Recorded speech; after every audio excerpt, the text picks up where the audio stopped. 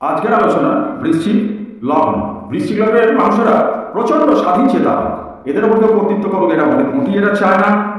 এরা ভীষণ চঞ্চল প্রকৃতির হয় এবং ভীষণ জেদি হয় ও প্রতিজ্ঞাযুক্ত। এরা দেখতে খানিকটা দীর্ঘদেহী, কান্তিমান, উন্নত নাসা, সুন্দর মুখবয় ও চঞ্চল প্রকৃতির হয়। এরা এক জায়গায় মোটেই থাকতে চায় না, বিশ্ব ব্রহ্মাণ্ডময় ছড়িয়ে পড়তে চায়।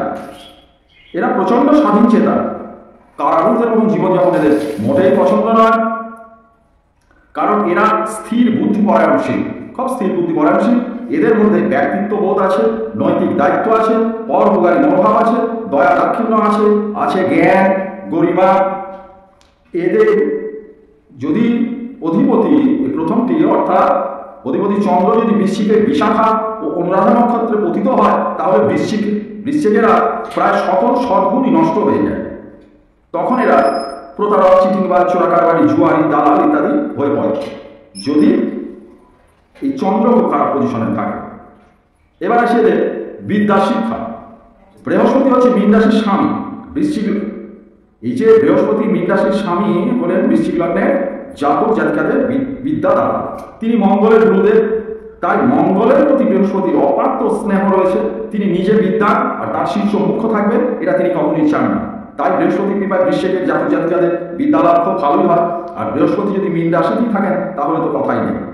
এরা কেমিস্ট্রিটা খুব ভালো বোঝে, তাই বৃশ্চিকের লোকেরা বিভিন্ন রকম সায়েন্সের যে শাখায় নিযুক্ত হতে পারে, কোনো গবেষণামূলক কাজ ইত্যাদি ইত্যাদি। এবং কিন্তু যদি মিনে বুধ, রাহু, কেতু বা শনি থাকে, তাহলে এদের বিদ্যা বেশি হয় না, 25 বছরের মধ্যে বিদ্যালাভ শেষ হয়ে যায়। তখন এরা কর্মপ্রচেষ্টায় প্রচন্ড ব্যাকুল হয়ে যায়। এবার আসে এদের কর্মস্থান, মানে সিংহের অধীশ্বর দিনমণি পিতৃতুল্য, সকল গ্রহের সৃষ্টি ও জগৎ সৃষ্টির প্রাণকেন্দ্র রবি হলেন বৃশ্চিক লগ্নের কর্মপতি। তিনি মঙ্গলকে মিত্র বা বন্ধুর দৃষ্টিতে দেখেন, তাই বৃশ্চিকের জাতক জাতিকারা অবশ্যই সরকারি চাকুরির বিশেষ সুযোগ পায় এবং বেশি করে সুযোগ পান। এছাড়া জলবিদ্যুৎ, বাঁধ নির্মাণ, বয়লার কারখানা, ট্রেনের ফায়ারম্যান, মাছের ভেড়ি, ব্যাংকের ভোল্টার, এছাড়া জল পুলিশ প্রভৃতি কার্যে এরা লিপ্ত হন। বৃশ্চিকের জাতকরা রাজনীতি করতেও ভালোবাসেন, তাই এরা সক্রিয় যদি হয় প্রতিষ্ঠিত রাজনীতিবিদ বা সম্ভ্রান্ত হতে পারে। তবে প্রত্যক্ষ বা পরোক্ষভাবে এরা সরকারি সাহায্য পেয়ে থাকে এবং সরকারি অনুগত্য লাভ করে থাকে। তবে এদের কর্মজীবনে দু একবার জেল হাজত হতে পারে কারণে এবং অকারণে। এইবার আসি বিবাহ।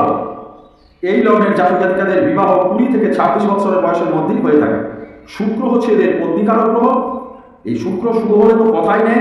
আবার বৃশ্চিকের সপ্তমে হলো বৃষ রাশি, বৃষের অধিপতি হলেন শুক্র। শুক্র সপ্তমে থেকে যদি শুভ গ্রহ দ্বারা দৃষ্ট হয়, তাহলে দাম্পত্য জীবন খুবই সুখের মধুময় হয়। কিন্তু সপ্তমস্ত শুক্র জাতক জাতিকাকে একাধিক নারী ভোগের সুযোগ করে দেয়, ফলে এরা অতিমাত্রা কামনাসক্ত হয়। তাই অনেক সময় এদের চারিত্রিক দোষও দেখা যায়। এই জাতীয় ঘটনা ঘটলে দাম্পত্য জীবন তখন বিষময় হয়ে ওঠে। এবার আসে এদের সন্তানের ক্ষেত্র। সন্তান স্থান হলো মীন রাশি, কিন্তু চন্দ্র নিচস্থ হয়ে বৃশ্চিক লগ্নে থাকলে মেয়ে অধিক হবে আর ছেলে কম হবে। তবে এই রাশির জাতক জাতিকারা বৃহস্পতির কৃপায় খুবই সুসন্তান লাভ করে। এদের দুটো একটা গর্ভপাত হওয়ারও সম্ভাবনা আছে। যদি বৃহস্পতির শুভ প্রভাব সন্তান স্থানে না থাকলে সন্তান রুগ্ন এবং তার পিছনে প্রচুর পয়সা খরচ হওয়ার একটা যোগ থাকে। মিনে যদি বৃহস্পতি, শুক্র, চন্দ্র ভিন্ন অন্য কোনো প্রাপ গ্রহ এবং যদি গণনার দ্বিতীয়, সপ্তমে, অষ্টমে ও দ্বাদশে প্রাপ গ্রহ থাকে, সন্তান লাভ এদের নাও হতে পারে। এইবারে সেদের ভাগ্যস্থান। চন্দ্র হল বৃশ্চিক লগ্নের অধিপতি। কর্কটে তার স্বক্ষেত্র, সপ্তম, দশম, একাদশ ও চতুর্থ কিংবা বৃশ্চিক লগ্ন থেকে গণনার দ্বিতীয় যদি পতিত হয়, তাহলে জাতক বিশেষ ভাগ্যবান হয়। চন্দ্র আবার বৃশ্চিকের পক্ষে শুভ গ্রহ, কিন্তু নবমে বা কর্কট রাশিতে পাপ গ্রহ থাকলে জাতক জাতিকার জীবনে বহু সংগ্রাম করে বড় হতে হয় এবং তার ভাগ্য তাকে নিজেকেই রচনা করতে হয়। কঠোর দৈহিক ও মানসিক পরিশ্রম করে তারা জীবনে দাঁড়াতে পারে বা দাঁড়াতে হয়। তবে এই লগ্নের জাতক জাতিকারা ভাগ্যের সঙ্গে লড়াই করতে বড়ই ভালোবাসে। প্রতিনিয়ত সংগ্রামের সম্মুখীন না হলে এদের যেন মোটেই ভালো লাগে না, কারণ এরা জীবনের সঙ্গে যুদ্ধ করতে এরা বেশি ভালোবাসে। এদের জীবনে আরও একটি জিনিস লক্ষণীয়, প্রতিনিয়ত উত্থান এবং পতনের মধ্যে দিয়ে এদের জড়া সর্বস্ব। আজ এরা প্রচুর পয়সার মালিক, আবার দেখা যাচ্ছে কালকেই মহাদরিদ্র, পকেট একবারে শূন্য, আবার দেখা যাচ্ছে প্রচুর পয়সা। এইবার আসি এদের আয় স্থান। কন্যা রাশি কন্যা রাশি হলো বৃশ্চিক লগ্নের রাজস্থান, কন্যার মালিক হলেন বুধ, বুধ আবার মঙ্গলের শুভ গ্রহ। তাই বৃশ্চিক লগ্নের জাতক জাতিকাদের আয় পথটা খুবই সহজ মোটেই নয়, অনেক পরিশ্রম করে পয়সা উপার্জন করতে হয়। সেই সঙ্গে বুধ যদি কোনো পাপ গ্রহের সঙ্গে মিলিত হয় তাহলে জাতক সহজ পথে আয়ের প্রচেষ্টা না করে বক্রপথ অবলম্বন করে এবং এইভাবেই দিনে দিনে একটা কালপিটে পরিণত হয়। তবে শনি সহ যদি চন্দ্র নিচস্থ হয় তবে সেই শ্রেণীর জাতক জাতিকারা এই পথে অতি দ্রুত অবলম্বন করে। এবার আসে এদের ব্যয় স্থান। এই লগ্নের ব্যয়পতি হলেন তুলার গৃহস্থ শুক্র। এদের জীবনটা ব্যয়ের দিক থেকে মিশ্র, বিভিন্ন কারণে এরা অর্থ ব্যয় করে, এদের সঞ্চয় খুবই কম হয়, এরা শৌখিন দ্রব্যের প্রতি খরচ করতে খুব ভালোবাসে।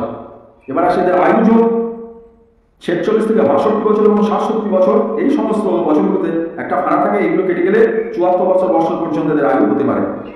এদের শুভ গ্রহ হচ্ছে চন্দ্র, বৃহস্পতি, রবি, অশুভ গ্রহ হচ্ছে বুধ, শনি, রাহু।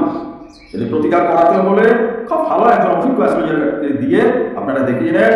আর যদি আমার সঙ্গে কথা বলতে চান সরাসরি সম্পূর্ণ বিনামূল্যে সোম, বুধ, শুক্র সন্ধ্যা 7টা থেকে 10টা পর্যন্ত ফোনে আমার সঙ্গে কথা বলুন, আমি সঠিক প্রতিকার আপনাদের বলে দেবো। আপনারা আপনাদের পছন্দ মতো জায়গায়